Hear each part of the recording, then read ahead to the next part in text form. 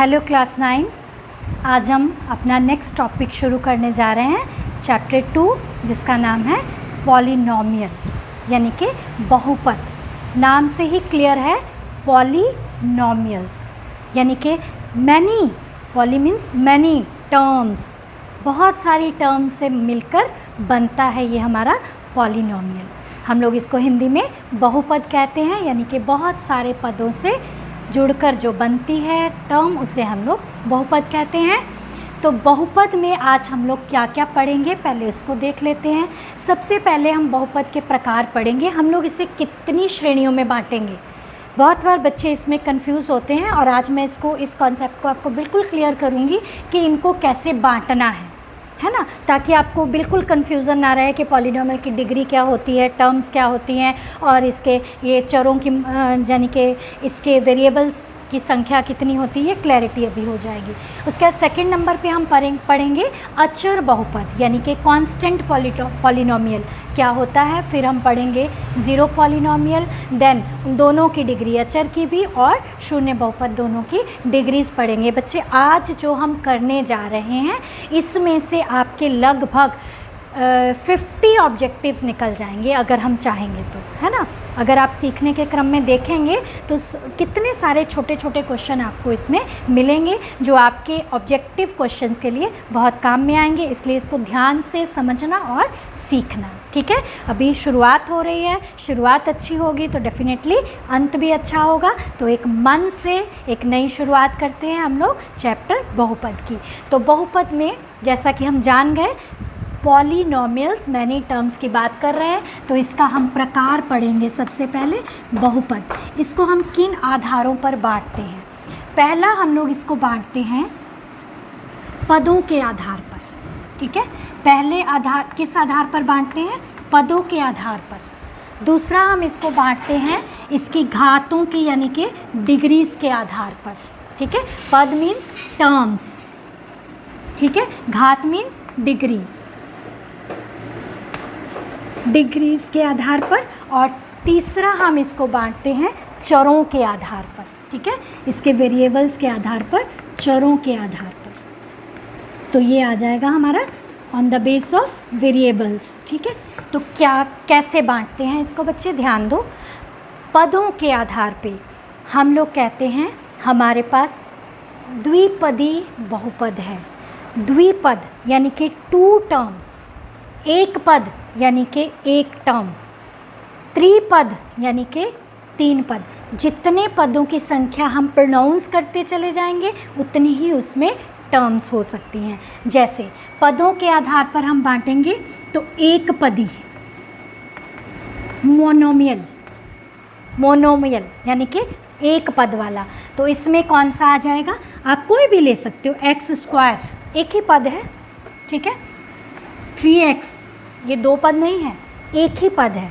ये 3x एक ही पद है। x का गुणांक क्या है, इसे हम लोग क्या कहते हैं, गुणांक कहते हैं, ठीक है। और ये चर मान x का गुणांक है। तो हम लोग एक पदी, ये दोनों क्या है, एक पदी। और उसके बाद हम लोग इसको द्विपदी लिखते हैं। तो द्विपदी में क्या हो जाएगा, x+2 ये द्विपदी है, ठीक है। उसके बाद x² + 2y ये भी द्विपदी है ना। सिमिलरली जब पदों की संख्या इंक्रीज, उसमें हमको डिग्रीज नहीं देखनी है, उसमें हमको चर मान नहीं देखना है।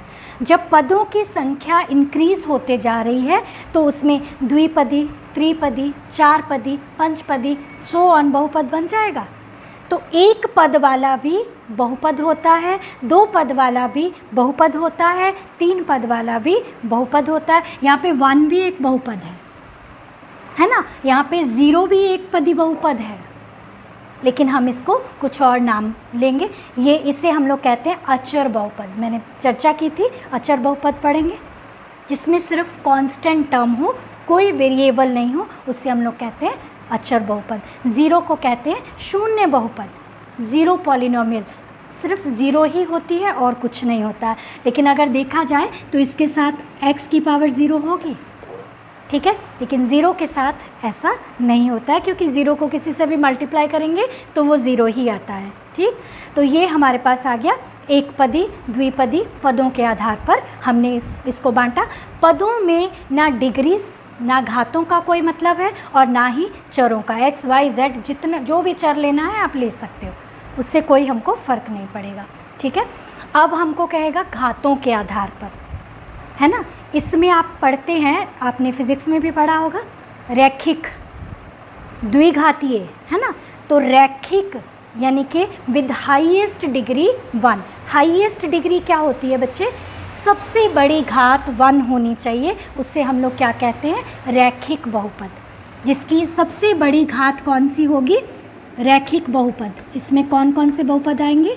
रैखिक, द्विघातीय, त्रिघातीय। देखो नाम से ही स्पष्ट है, त्रिघातीय नाम से ही स्पष्ट हो गया ना कि यहाँ पर घातों की बात हो रही है, डिग्रीज की बात हो रही है। तो रैखिक बहुपद जिसकी हाईएस्ट पावर क्या हो? बड़ी, सबसे बड़ी घात, सबसे बड़ी घात क्या होगी? 1। और इसमें क्या होगी? सबसे बड़ी घात 2। इसमें क्या होगी? सबसे बड़ी घात 3। अब देखो इसमें बच्चे, सबसे बड़ी घात 1 का क्या मतलब हुआ? 2x + 1। ये क्या हो गया? रैखिक बहुपद, है ना। इसकी सबसे बड़ी घात कितनी है? 1। 2x² + 3x + 1 + y। ये क्या हो गया? इसमें सबसे बड़ी घात क्या है? 2। तो ये क्या हो गया? द्विघातीय। क्या हो गया? द्विघातीय बहुपद। इसमें देखो हम पदों की बात नहीं कर रहे हैं, हम इसमें चरों की बात भी नहीं कर रहे हैं। एक्स भी लिख रहे हैं, वाई भी लिख रहे हैं, तो इसमें चरों की बात। अच्छा एक बात और, अगर इसमें लिख दिया जाए xy + 3x, ये कितने घातीय है? देखो एक ही में 2 चर आए बेटा, एक घात इसकी यहाँ पर है, एक घात इसकी यहाँ पर है, तो दोनों घातें मिलकर 2 हो गई। तो ये कौन सा कहलाएगा? द्विघातीय। ये सारे क्वेश्चन आपको ऑब्जेक्टिव में पूछे जाएंगे। आपका 50 मार्क्स का ऑब्जेक्टिव कैसे बनेगा? इन्हीं सब टर्म से बनेगा। तो ये 2xy जो है ये क्या होगी? ये भी द्विघातीय ही होगी। ठीक है, एक ही जगह पर दोनों पद गुणा में हैं, प्लस में होते तो वो अलग हो जाती, वो अलग बात, जैसे यहाँ प्लस में था। ठीक है, यहाँ गुणा में है तो ये कौन से घात वाले हो गए? द्विघातीय हो गए। अब हम चरों के आधार पर इसको बांटेंगे। चरों के आधार पर बच्चे आप जानते हो, यदि एक चर है, केवल x है, तो एक चरी, ये क्या हो जाएगा? एक चरी। यदि 2x + 2y है तो क्या हो गया? द्विचरी, है ना, विद 2 वेरिएबल्स। फिर 2x + 3y + 5z + 9 + x², कुछ भी, इसमें स्क्वायर भी हो सकता है, x² y²। चरों को देखना है हमको, पावर्स को नहीं देखना है। ठीक है, जब वो पूछेगा बताइए ये कितने चरी बहुपद है, तो आपको केवल चरों को देखना है, घात को नहीं देखना। अब आपका सवाल कैसा होगा? एक ऐसे बहुपद की रचना करें जो द्विपदी हो, द्विघातीय हो और एक चरी हो। कितना मैथ्स चेक किया उसने? द्विघातीय हो, द्विपदी हो और एक चरी हो, यानी कि उसका चर एक होना चाहिए। देखो कैसे, एक चर द्विघातीय, सबसे हाईएस्ट पावर, आगे 2 लिखो या नहीं लिखो, कुछ 5 लिखो, 10 लिखो, 100 लिखो, हमको उससे कोई मतलब नहीं, प्लस द्विघातीय हो गई और 2 पदी में एक पद और लगा दो साथ में। ये कौन सा पद है? इसको क्या डिफाइन करोगे? ये कैसा बहुपद है?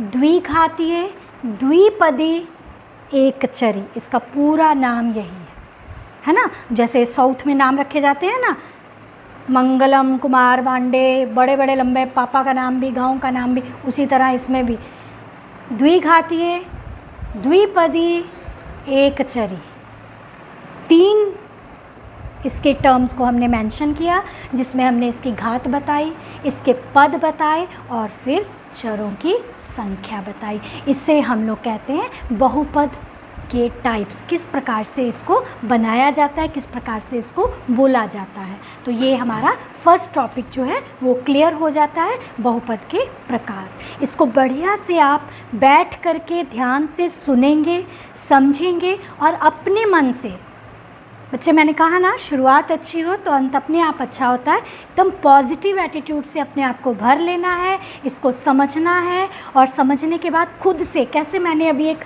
बहुपद की रचना की, तुम लोग कोई भी बहुपद लिखो और फिर उसका टाइप लिखो, ये कौन सा बहुपद है। बुक का कोई बहुपद देखो, उसके बारे में लिखो, ये कौन सा बहुपद। सीखने की ये प्रक्रिया है बच्चे, और जब आप चाहते हो सीखना तो आप ज़रूर सीखते हो सकता है एक आध बार बात नहीं समझ में आए, लेकिन जब आप बार बार अभ्यास करेंगे तो आपकी समझ में बातें आने लगेंगी और ये जो टॉपिक है आपको अभी क्लियर हो जाएगा। और ये पूरा जब तक आप मैथ्स पढ़ोगे पॉलिनोमियल्स आपके साथ साथ चलेंगे। और मैं चाहती हूँ कि आप मैथ्स को अच्छे से समझें, पढ़ें, क्योंकि मैथ्स क्या करता है, हमारे दिमाग को और तेज करता है, शार्प करता है। ठीक है, तो आपका दिमाग शार्प होना चाहिए, क्योंकि हम भारतीय जीन्स में तेज़ दिमाग लेके आए हैं, बस उसको थोड़ा सा हमको घड़ना है और रगड़ना है। जैसे जैसे रगड़ते जाएंगे हमारी जो अंदर का पोटेंशियल है वो बाहर निकलता जाएगा। तो इसलिए इसको बढ़िया से समझकर हम पॉलिनोमियल की सुंदर शुरुआत करेंगे। तो अब हम नेक्स्ट टॉपिक पर आते हैं, जो है हमारा अचर बहुपद और शून्य बहुपद। बच्चे जब हमारे पास कहीं भी कोई कांस्टेंट टर्म दी जाती है, जैसे 1 दे दिया, 2 दे दिया, -3 दे दिया, क्या ये बहुपद है? यस, ये भी बहुपद है। कैसे बहुपद है? एक पदी बहुपद है, लेकिन इसमें चर नहीं है, तो इसलिए इसको क्या कहा जाता है? अचर बहुपद। चर क्या होते हैं? वेरिएबल्स, जिन्हें हम चेंज कर सकते हैं। जैसे 2x, x का मान हम कुछ भी डाल सकते हैं। x क्या हो सकता है? -1, 1 हो सकता है, 0 हो सकता है, 5 हो सकता है, 100 हो सकता है। यानी कि ये चेंजेबल है, वेरिएबल, वेरी करता है ना। तो x जो है चर होता है और 2 जो है वो अचर होता है, कांस्टेंट होता है। इसी तरह जिसके साथ कोई चर मान नहीं लगा हो उसे हम लोग क्या कहते हैं? Constant polynomial. अगर ये कांस्टेंट है, कांस्टेंट पॉलिनोमियल है, तो ये कैसा पॉलिनोमियल है? ये एक पदी पॉलिनोमियल है। तो इसकी डिग्री क्या होगी? ये कौन सा पॉलिनोमियल है? एक पदी। इसकी घात क्या होगी? एक पदी पॉलिनोमियल की घात क्या होगी? देखो, यदि हमने यहाँ 1 लिखा तो x के साथ 0 लिख सकते हैं। इसकी घात क्या होगी? 0, शून्य घात। इसकी घात क्या है? 0।